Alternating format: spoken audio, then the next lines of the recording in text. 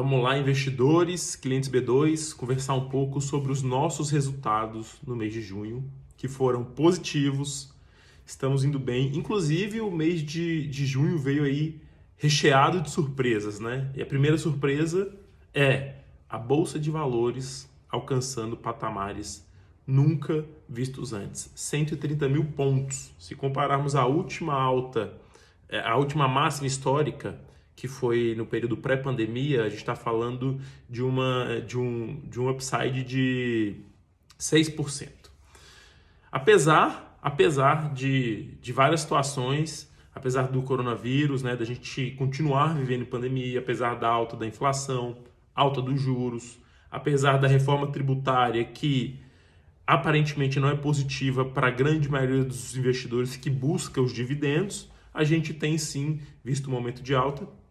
E nós, como B2, entendemos que tem fundamento para isso. Tá? Mesmo com todos esses pontos negativos, existem outros pontos positivos. Em outros vídeos, lá no meu Instagram, eu já comentei a importância de se avaliar o cenário não só doméstico, mas como o cenário internacional. Isso influencia bastante o crescimento.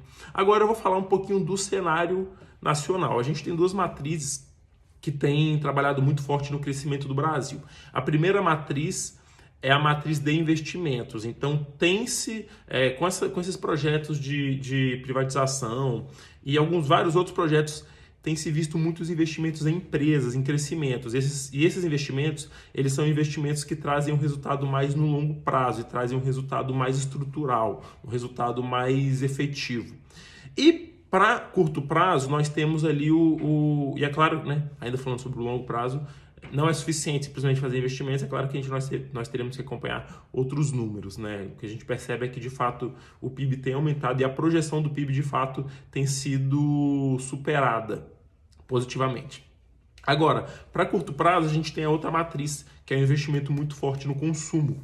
Então, tem dois triggers aí, dois fatos importantes para nós percebermos claramente que o consumo está sendo incentivado. Primeiro, que foi durante a pandemia, um incentivo ali para as pessoas de determinada renda. E segundo, já ali junto com essa proposta de reforma tributária, reduzir o imposto de pessoas que ganham não só até R$ 1.500, mas que ganham até R$ 2.500.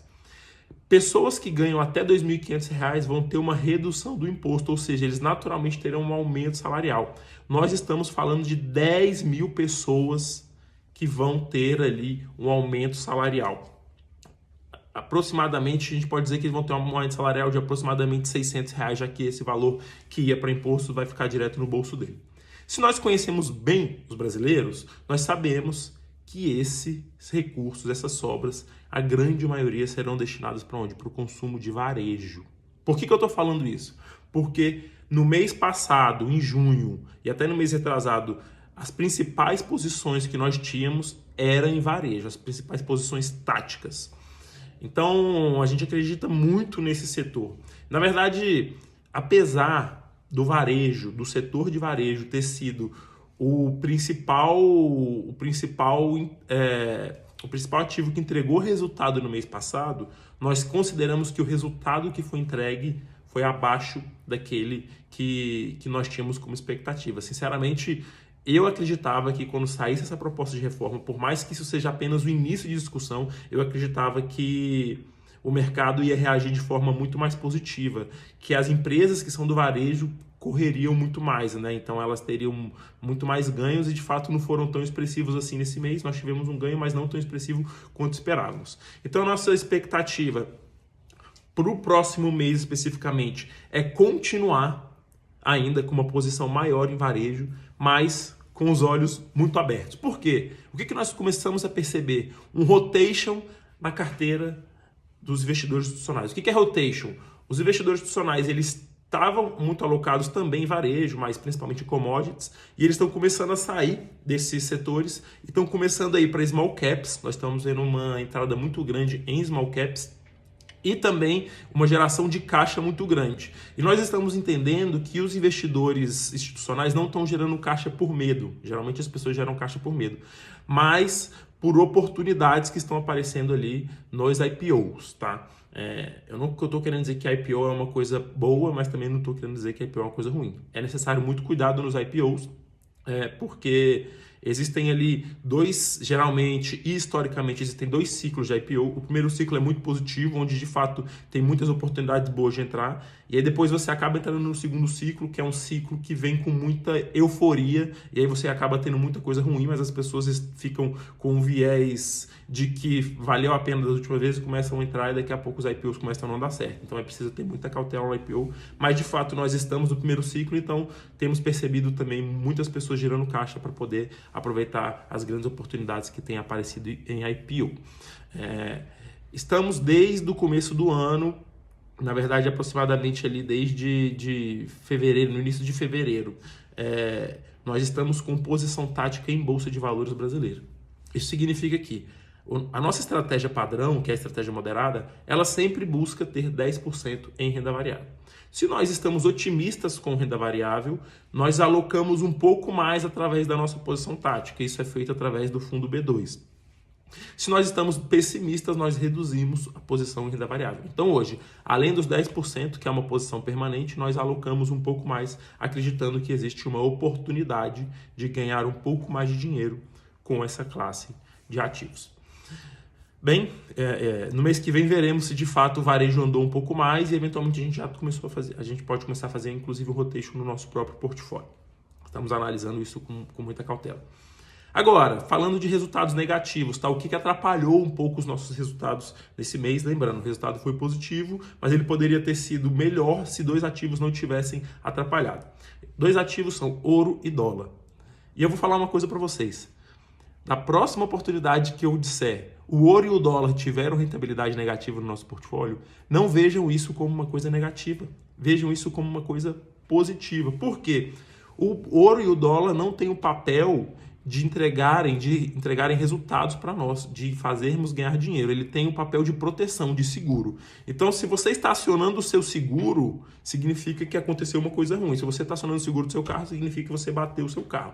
Então, se o ouro e o dólar não está entregando dinheiro para nós, significa que, de forma geral, o mercado, de fato, tem reagido de forma positiva, tá?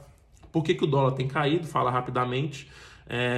De fato, o Brasil, principalmente com essa mudança de alteração de perspectiva de PIB, tem entrado muito dinheiro internacional e principalmente pela alta dos juros brasileiros também é um fator muito atrativo para o dinheiro estrangeiro. Se entra dinheiro estrangeiro, o estrangeiro precisa comprar dólar, acaba que você tem uma procura, precisa comprar real, acaba que você tem uma procura maior pelo real do que pelo dólar, então você valoriza o real e desvaloriza o dólar. Já comentei isso no outro vídeo também. Eu acredito que no curto prazo o dólar tende a desvalorizar.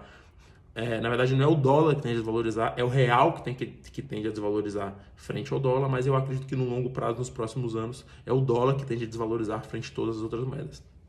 Ponto, isso é apenas um parênteses. E sobre o ouro geralmente você tem saída de recursos do ouro quando as pessoas se sentem mais seguras, porque o ouro ele é um mecanismo de proteção do dinheiro. Então, se ele está valorizando, significa que as pessoas estão com medo, então elas estão indo para um lugar que elas se sentem seguro. Então, se o ouro está desvalorizando, o dinheiro está saindo do ouro, então as pessoas estão se sentindo mais seguras, mais otimistas. É uma forma, inclusive, de nós tentarmos identificar, em alguma medida, o nível de otimista aí dos investidores. Vamos seguir, é normal, tá? É normal que depois de 3 meses muito positivos que nós tivemos no nosso portfólio, tenha um período de realização. Então, esse mês vai ser um mês que, apesar de continuarmos com uma posição tática em Bolsa de Valores, possivelmente nós vamos colocar algumas proteções, porque é normal que aconteça algumas realizações no meio do caminho, tá? Mas a gente pode ter algumas posições táticas de proteção, mas no longo prazo, que eu digo assim, ao longo de 2021 nós continuamos acreditando que a melhor oportunidade para a gente conseguir ganhar dinheiro acima da média realmente é a posição em Bolsa de Valores brasileiro. Meus amigos, se tiverem alguma dúvida, se vocês entenderam que esse conteúdo não foi tão profundo e de fato não é o objetivo, tá? É de fato tentar passar de forma rápida e dinâmica para vocês, como que foi a nossa cabeça, como que está para frente. Mas se vocês demandarem mais informações mais técnicas, informações mais robustas, por favor, procurem ali a nossa equipe, demande isso ali no grupo do WhatsApp. A nossa equipe de análise vai fazer um call com vocês. Eventualmente, se vocês preferirem ir lá tomar um café no escritório, com as devidas proteções, obviamente, nós conseguimos conversar para poder explanar com mais detalhes sobre a nossa cabeça e sobre a nossa estratégia. Então, sobre o tema de resultados mensais, nos falamos mês que vem. Obrigado.